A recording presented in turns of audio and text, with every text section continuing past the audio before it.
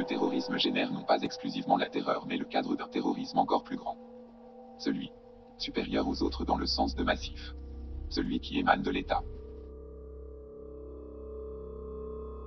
Le terrorisme de type anarchiste de la fin du XIXe siècle est un flux non étatiste et crée d'autres flux terroristes plus pernicieux comme ceux organisés par l'État censés combattre le flux terroriste initial.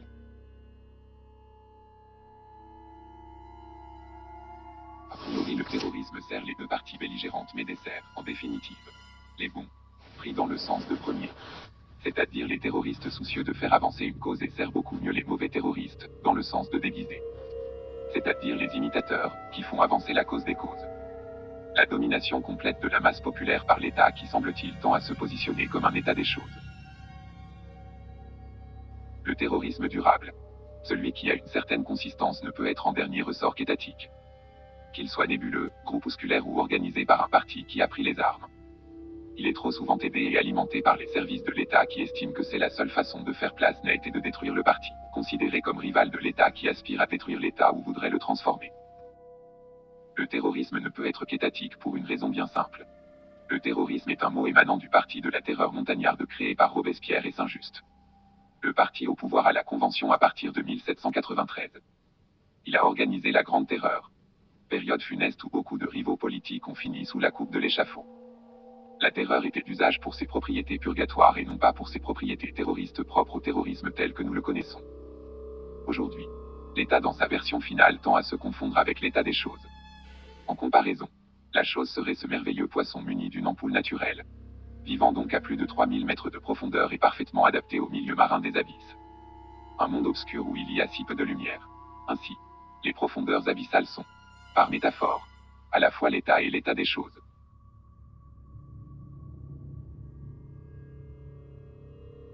L'état et l'état des choses se confondent ainsi que les choses qui font partie intégrante de celui-ci. C'est l'essence de l'état suprême. Les Saoudiens en connaissent un bout, puisqu'ils sont, à l'heure actuelle, l'incarnation la plus aboutie de cette domination. Ils sont ainsi identifiés par l'appartenance à une fratrie de plus de 50 vieillards séniles qui jouent de l'épée comme un gamin jouerait d'une corde à sauter.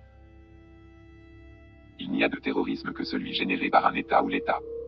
Donc, la presse, émanation de l'État et versant des armées de celui-ci, contribue au terrorisme par le moyen de l'information. L'information fabriquée par la presse quotidienne durant une période de haute activité terroriste est une information de type terroriste qui par conséquent vise à terroriser les petites gens lecteurs de la presse quotidienne et contribue donc à l'effort de guerre terroriste mené par l'État. Dans une guerre basée sur le terrorisme vu comme un instrument, l'information est capitale et même plus importante que les faits qui lui sont associés. Dans ce sens, les bilans d'une guerre à base terroriste sont possiblement imaginaires ou de nature exagérée. Car les bilans sont d'excellents leviers de la terreur pure et donc du terrorisme. En gros, un bon bilan est un gros bilan.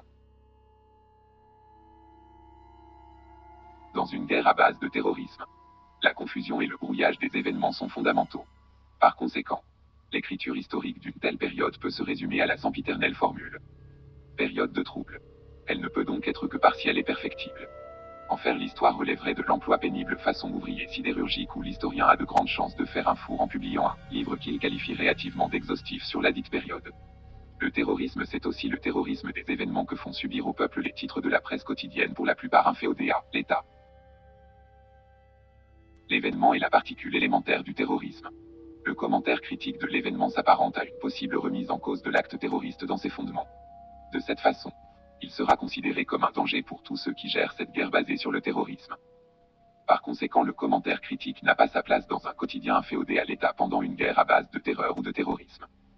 C'est de cette façon que les journaux algériens, le plus souvent algérois, prennent la forme d'assemblages d'événements dépourvus de distance critique. L'objectif premier étant de terroriser et non de réfléchir ou de faire réfléchir. Le journaliste inféodé sait que seul l'événement sidère son lecteur et l'empêche de réfléchir sur la portée réelle de celui-ci. Si l'événement est la particule élémentaire, il n'est pas livré seul. Il doit être acclimaté, enrégimenté et façonné par un ou des journalistes intimement liés à la ligne, elle aussi intime, du journal lui-même inféodé aux forces de l'État. Ce travail sur l'événement et l'information est le principe actif du terrorisme. La guerre basée sur la terreur en Algérie, dans les années 90, fut une guerre basée sur des flux d'informations organisés par la puissance publique. Donc l'État et dont le relais principal fut la presse d'information quotidienne, privée, et les médias lourds que sont la télé et la radio, publique.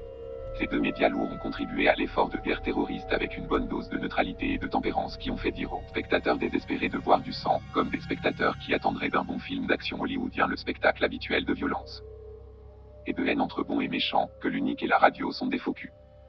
Ce qui n'a pas été le cas pour la presse dite indépendante, qui a contribué à l'effort de guerre terroriste en exacerbant et en concentrant les violences dans des unes reproduites sur des centaines de milliers d'exemplaires qui ont plu aux lecteurs assoiffés de violence et ont désespéré les autres, plus pacifiques, affligés par les morts dues à la guerre entre les deux parties ou bien ce je m'en foutiste et plutôt indifférent bien content de survivre à une guerre dont ils ne reconnaissent ni la pertinence, ni la portée, ni même l'intérêt de s'insérer dans une des cases proposées par l'agenda guerrier.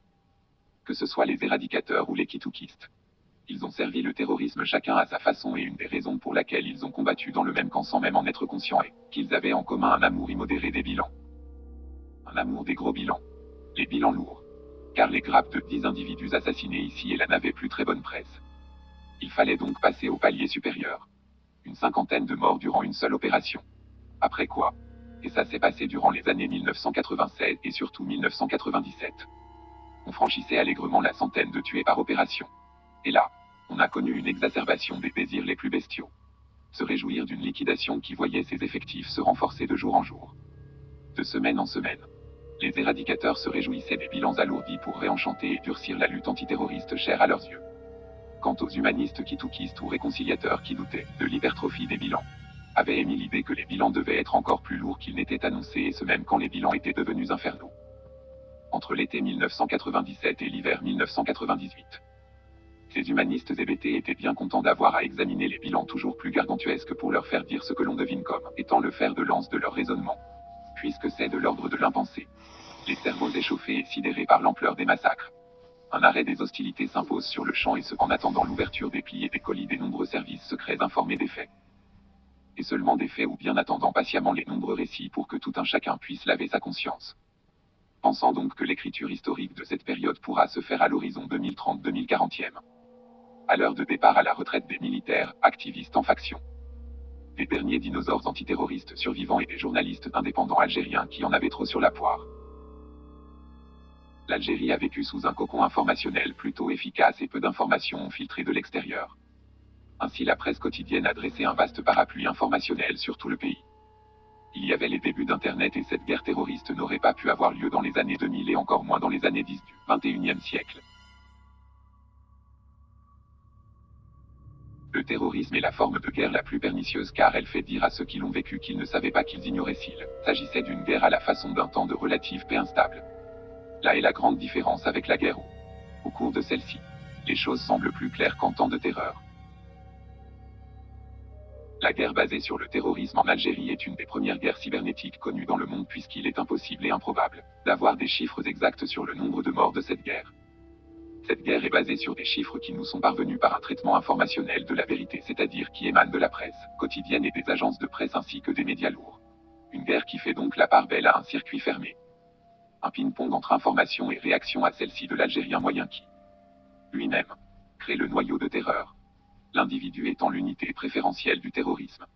Ce cocon informationnel a rempli sa mission et la chrysalide qui en est sortie se donne sous cette forme. Sidération de l'individu à la lecture des unes barbares des quotidiens algérois montrant à foison visage tuméfié, cabossé et ensanglanté, corps démembré dans la seconde et troisième page et pour finir, les désespérantes caricatures ou les 20 billets de quelques sages à la plume un peu plus vocabulaire. La sidération de l'individu devrait être suivie par un repli sur soi qui procède d'une atomisation avancée des individus pour les empêcher de fédérer. Leur force est créer des solidarités pour faire face aux défis. Ainsi, nul appel à manifester dans les rues suite à un massacre ou après un attentat en ville, pourtant. Au même moment, l'Espagne enterrait avec pompe et circonstance un policier assassiné par des terroristes de la mouvance indépendantiste basque. Ainsi les téléspectateurs algériens avaient pu voir dans leurs journaux télévisés des millions d'Espagnols qui ont marché à Madrid et ailleurs dans les grandes villes d'Espagne pour dénoncer la mort, inique, d'un seul homme. On désigne comme terroriste ce que l'on s'apprête à frapper.